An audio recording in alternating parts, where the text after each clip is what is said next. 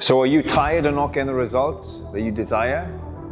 Meeting sticking points and plateaus? Setting goals and not achieving them? Probably so. But not anymore, because in today's video, I'm going to be discussing with you the mistakes people make that stops them from achieving their goals. I'm Christian Williams, Global Transformation Coach, UAE's Personal Trainer of the Year, bodybuilding champion of many years, and I've helped thousands of clients achieve a transformation. I help them achieve a goal that they always wanted but never did.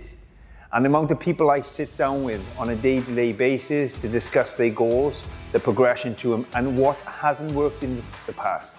And that is why in this video, I'm going to be outlining the mistakes that many people make to make sure you don't make them. The first mistake people make that doesn't allow them to achieve their goals is because they're not clear about the goal itself. Unless you have a precise destination, where the hell are you going to head? Which direction are you going to head in? You need to have a target. You need to precisely and specifically be aiming for something, especially if you're reaching out to a coach or mentor, so you can articulate these ideas and you can share with them where you want to be. Then they can help you go from where you are to where you want to be. But without that target, you're pissing in the wind. The second mistake people make is they don't track their progress.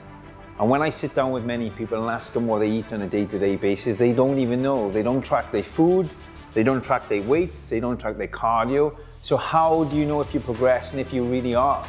And by tracking, you can see areas of plateau, you can see a trend, you can see where you're improving or not improving, and then you can make decisions based on outcome-based decisions. The third mistake is not varying your workouts. Doing the same old routine with the same old weight, that's never going to amount to anything. Now, you've heard about the principle of overload, the progression of overload. This means that in order to stimulate muscle or fitness, you have to do a little bit more than you did the previous time. This could be more weight, this could be lower rest periods, more reps, this could be a varied amount of exercise, this could be a new, different routine altogether, but something that's going to shock your body and force adaptation. Otherwise, you've got no chance of responding if you don't create a stimuli. The fourth mistake people make is not resting enough and not getting enough sleep to create adaptation. Remember, when you're working out in the gym, you're breaking down muscle tissue. It's the time spent outside the gym where you recover and you build that's actually more important. Also, when you have optimum sleep, when you have enough sleep quality, your hormone optimization is firing at all cylinders. That means your growth hormone levels are releasing. That means your testosterone levels are good. That means your stress levels are down.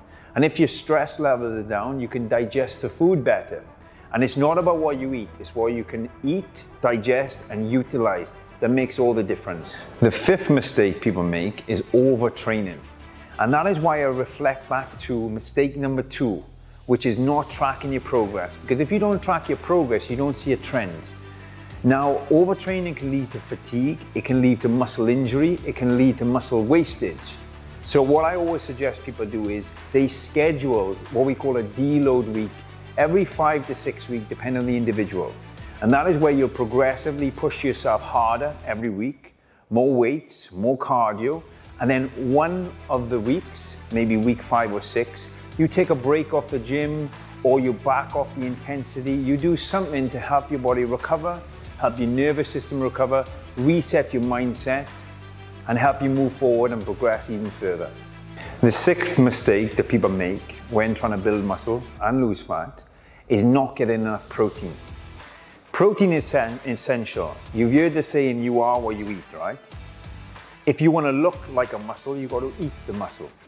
Now, you can get protein from various sources, protein powders, chicken, meat, eggs, and so forth.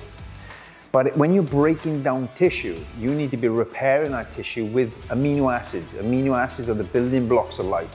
And without enough amino acids, you're not going to repair the damaged tissue, and you're certainly not going to grow new tissue. The seventh mistake that people make that contributes to lack of progress is not listening to the body. Now, we talked about mistake number 5 being taking deloads, taking more rest, listening to the body, or structuring something in. But if we don't intuitively feel what's going on, if we don't recognize where the pain is good for us and the pain is not good for us, we can never structure weeks in where we recover from. And that's why I go back to mistake number 2 again, where we need to be tracking the progress. Now listen to the body.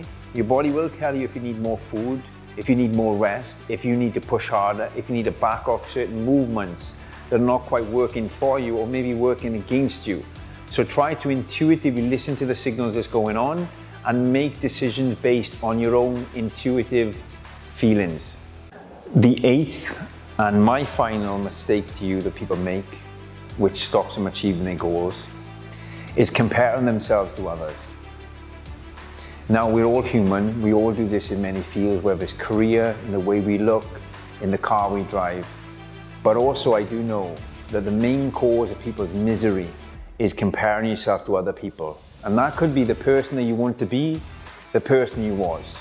And what I suggest you do is you stay focused in your own lane. Don't be distracted by anybody else. Stay focused towards your goals, and always remind yourself that you're only competing with yourself. And that way, your best will always be good enough. The outcome will be exactly as you admire, as you inspire to be, and you'll be motivated in the journey itself, not just in the result. Now, in this day and age, with social media being at the click of a button, it's easier said than done. And this is why I invite you to, at certain times, especially when you're in the gym working out, put your phone away, listen to some music, focus on your workout, focus on yourself, and don't compare yourself to other people. So that's it. That's 8 mistakes that people make. I could sit here or stand here all day long and rattle more mistakes. The question is, are you going to continue to make mistakes, or are you going to make the progress you need to move forward? One of the best ways to achieve your goals is to learn from somebody, to work with somebody who has been there and done that with multiple people.